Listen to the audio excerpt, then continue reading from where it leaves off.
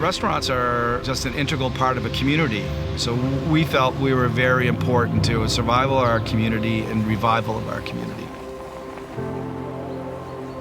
The world is kind of upside down for those of us in the hospitality industry. The supply chains are all broken. It's tough to get the products that you need. We've seen a real heavy influx of customers. And during that, you found various degrees of very competing information that would leave most anybody really confused about what was really going on.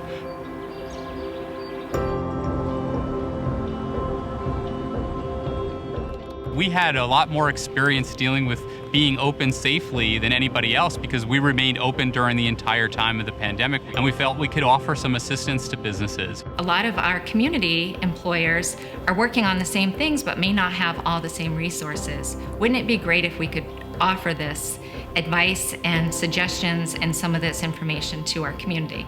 And I think from that, just some requests came out to ask for more information. This hour is for you. If at any time you have a question for our panelists, please use the chat function. I'll keep track of your questions and have our speakers respond. Good Health is Good Business is our business-to-business webinar series. We bring experts together across Northern Light Health and the community and share resources and advice on how to resume business safely. What I really looked to them for each week was accurate information that was local and from a trusted source. One of the key things is to make sure that we remain relevant. And so attendees and participants can give us feedback on what they would like to have discussed at a future webinar. Each and every week you would see, here's the latest numbers, here's the charts, here's what's trending in Maine. And the experts that they brought really just packaged that material up in a way that let me make my own decisions from it. And what they do is they give you a little bit of peace of mind that you have a tool or two that you can use. You're not just out here all by yourself.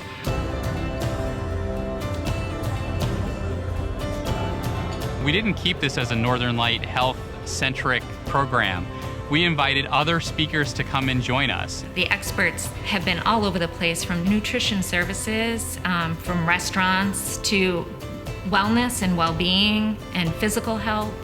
I think a lot of employers really recognize that their workforce is struggling and they also need to get the work done. So how to balance that. And so a lot of what we did was kind of just normalizing what employers are seeing and what employees are experiencing, as well as offering some best practices and some national data to support just what people are going through. Based on that kind of information, it really helped me on scheduling and to look for those signs and to ultimately when to even close last year. So we did learn some things that we've incorporated now to help us run a little bit better and a little more smoothly.